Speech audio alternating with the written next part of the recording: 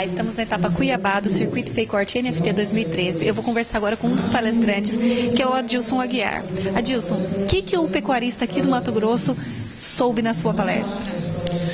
A minha palestra teve como objetivo comparar índices zootécnicos em diferentes sistemas de produção e o impacto que esses índices zootécnicos trazem no resultado financeiro da atividade.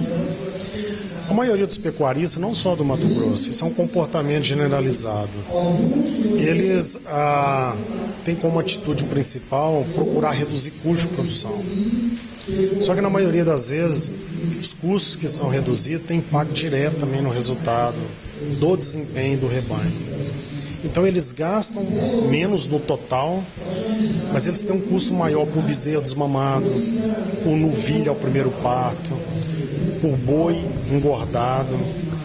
E isso traz como consequência baixos lucros, tanto por animal ou por arroba, como também por área.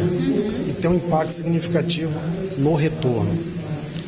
Então, questiona-se o seguinte: a pecuária não é rentável porque não adota tecnologia, ou não é rentável porque se adotar tecnologia o custo aumenta muito. Quando a gente faz as análises, a gente chega à seguinte conclusão: que adotando as tecnologias de processos, as tecnologias que usam os insumos, os custos aumentam, principalmente os variáveis, mas há uma diluição nos custos fixos, há uma diluição em despesa administrativa e em cuja oportunidade. Isso faz com que o custo médio do bezerro desmamado, da arroba, não sofra um aumento na mesma proporção que você está aumentando o custo total. Mas você acaba tendo produtividades muito maiores que remuneram esse aumento de custo e ainda deixa o resultado econômico maior.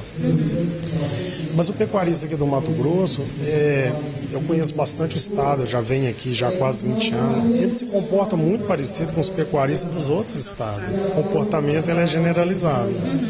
Então, a sua dica que fica para o pecuarista é pensar melhor no que esse investimento vai trazer de retorno, é verdade? Às vezes o custo é um pouco maior, mas o retorno vai ser 2 vezes o que você poderia ter sem esse investimento. Olha, a primeira coisa que eu indico para o pecuarista é que ele procure uma orientação técnica. O pecuarista precisa se conscientizar que ele não domina todos os processos de uma fazenda de pecuária. Ele deve procurar uma orientação técnica. É como nós, quando queremos cuidar da nossa saúde, você vai em um médico, às vezes a metodologia de tratamento não é compatível com a sua expectativa, você muda de médico, mas você não vai ficar sem ir no médico. Tem muito pecuarista que, quando eu falo, olha, procura orientação técnica, eles reclamam que na região não tem técnico, que os técnicos estão desatualizados, mas isso não justifica ele não procurar. Ele deve procurar até encontrar uma orientação técnica que atenda às expectativas do pecuarista. Mas, primeiro ponto, ele precisa ter orientação técnica. Segundo ponto, quem vai orientar, o técnico, deve primeiro acompanhar a propriedade durante 1 ano antes de começar a investir.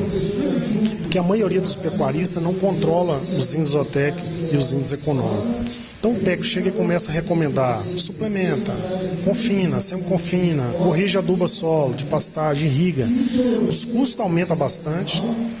Não há uma gestão nesse controle de custo, orçamento e análise do que foi realizado. Chega lá no final, o pecuarista perde dinheiro, reclama isso para o técnico e o técnico não tem como solucionar, porque o técnico também não conhece os índices. Então, primeiro, os dois precisam conhecer os índices. O técnico deve acompanhar a fazenda pelo menos 1 ano, controlar os índices zootécnicos, controlar os índices econômicos e no final do ano sentar e mostrar para o pecuarista: olha, esse é seu resultado. Mas a sua fazenda tem esse potencial. E em cima daquele caso real, ele vai simular N alternativas para tomada de decisão. Aí sim começa a etapa de investimento. Tá ok, então. Muito obrigada, Adilson. Eu que agradeço.